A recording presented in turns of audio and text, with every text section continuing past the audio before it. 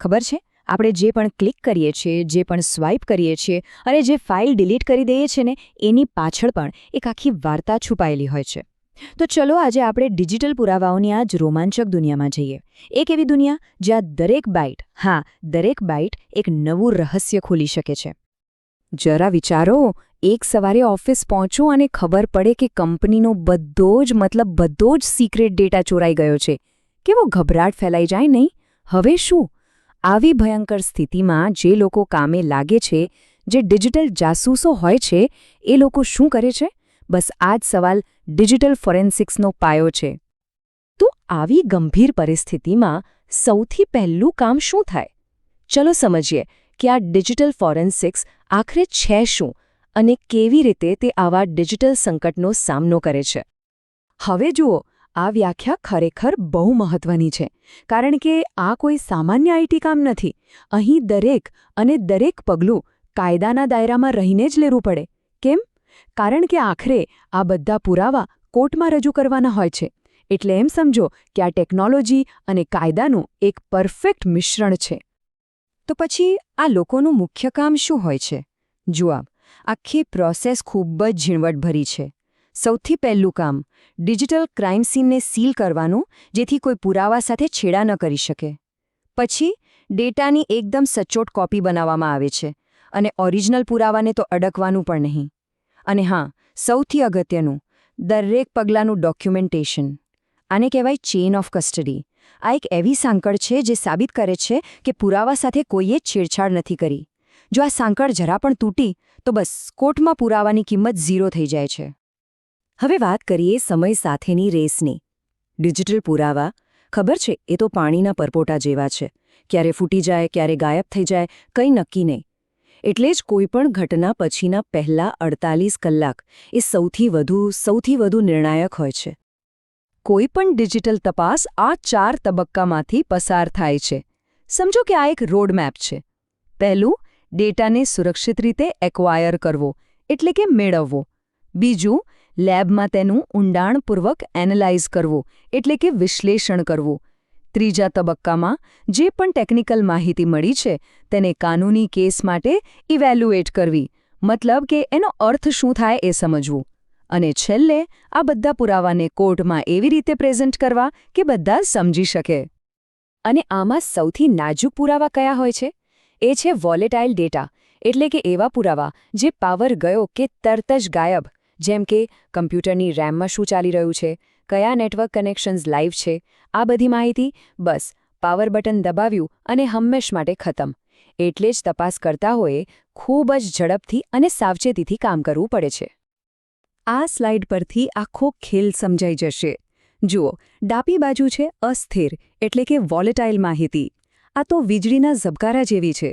Power ગયો અને માહિતી પણ ગઈ. જ્યારે જમણી બાજુ છે સ્થિર, એટલે કે નોન વોલેટાઇલ માહિતી.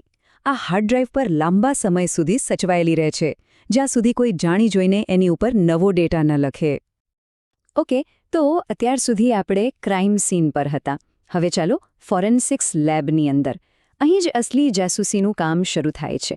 અહીં જ ડેટાના ઊંડાણમાં છુપાયેલા રહસ્યોને બહાર કાઢવામાં આવે છે. હવે જુઓ, આ કંઈ ખરેખર રસપ્રદ છે. આ જે કમાન્ડ દેખાય છે, નેટસ્ટેટ, એ ખૂબ જ શક્તિશાળી સાધન છે. આ એક સ્નેપશોટ જેવું છે જે બતાવે છે કે તે ચોક્કસ સમયે કમ્પ્યુટર ઇન્ટરનેટ પર કોની સાથે જોડાયેલું હતું. શું એ કોઈ શંકાસ્પદ સર્વર સાથે વાત કરી રહ્યો હતું? બસ આ કમાન્ડ એની પહેલી કડી આપી શકે છે. અને આ બીજો કમાન્ડ IP config. આને તમે કમ્પ્યુટરનું ડિજિટલ એડ્રેસ કાર્ડ સમજી શકો છો.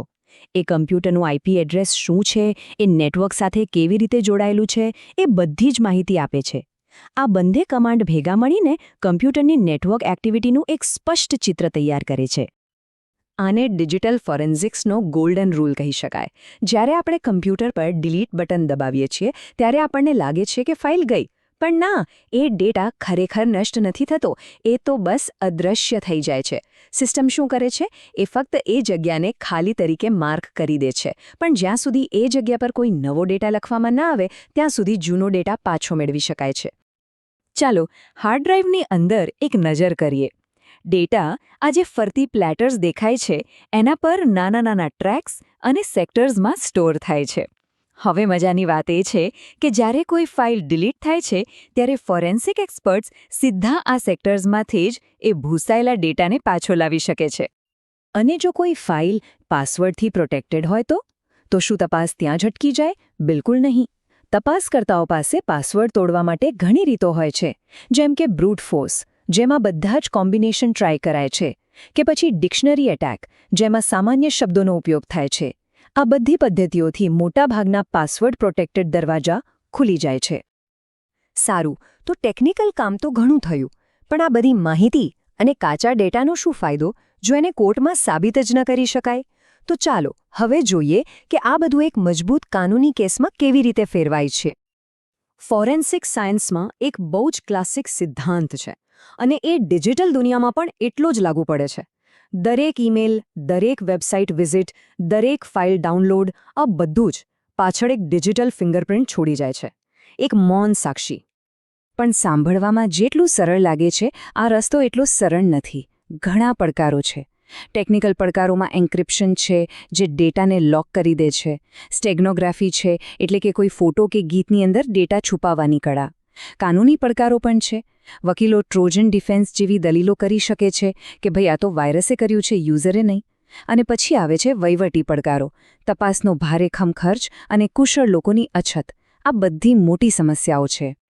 અત્યાર સુધી આપણે વાત કરી કે જ્યારે કોઈ ઘટના બને ત્યારે શું થાય, પણ શું એવું કંઈક થઈ શકે કે કોઈ સંસ્થા આવી ઘટના બને એ પહેલાં જ તૈયાર રહે?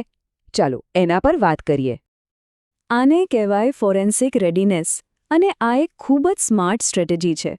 આનો સીધો સાદો અર્થ એ છે કે કોઈ દુર્ઘટના બને એની રાહ જોયા વગર પહેલેથી જ એવી સિસ્ટમ્સ અને પ્રોસેસ તૈયાર રાખવી કે જેથી જો કંઈ ખોટું થાય તો પુરાવા ભેગા કરવાનું કામ સરળ, ઝડપી અને સસ્તું બની જાય.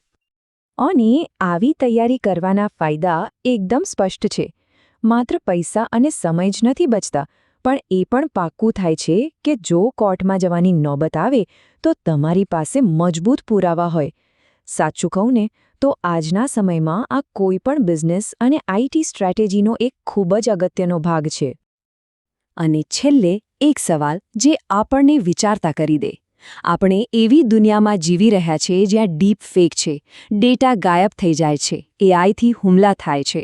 તો આવા સમયમાં ભવિષ્યના ડિજિટલ જાસૂસો કેવી રીતે સાબિત કરશે કે શું સાચું છે અને શું ખોટું? સત્ય અને ભ્રમ વચ્ચેની રેખા સતત પાતળી થઈ રહી છે, અને એટલે જ ડિજિટલ ફોરેન્સિક્સનું મહત્વ પહેલાં કરતાં પણ અનેક ગણો વધી જવાનું છે.